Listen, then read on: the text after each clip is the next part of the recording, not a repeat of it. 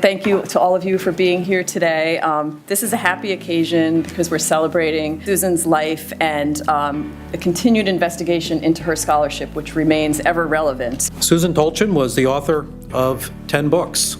So we have a lot of material to work with over the years on the Tolchin Symposium. Today we discuss her leading work on government regulation, a topic again very topical as the regulatory process that took years to effect is being pulled back at an alarming rate.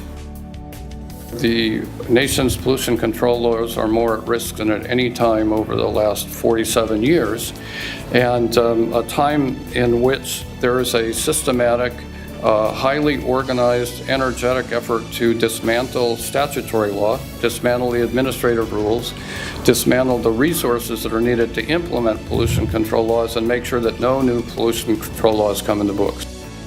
Much focus has been on federal policy, but in fact, states have continued to play an important role. And even before the federal expansion in 1970, many states were very engaged in natural resource conservation and also in pollution control.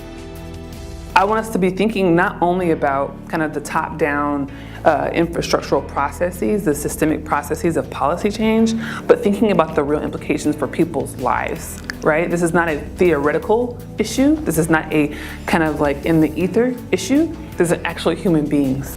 The people who are oppressed need to be the ones speaking about their experiences. No one can tell their stories for them, and these stories are what ultimately move people.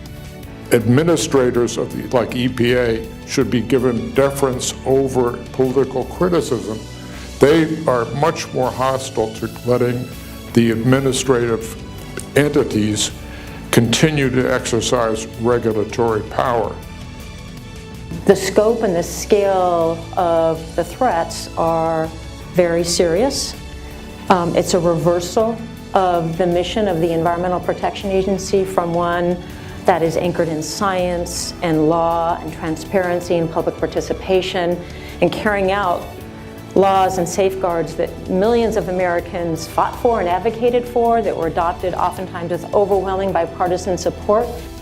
So we've gone from an America where we've made kind of continuous, gradual progress in reducing pollution to one where we're increasing pollution, we're imperiling lives, we're losing our competitiveness, we're putting sort of American lives and health and safety at risk.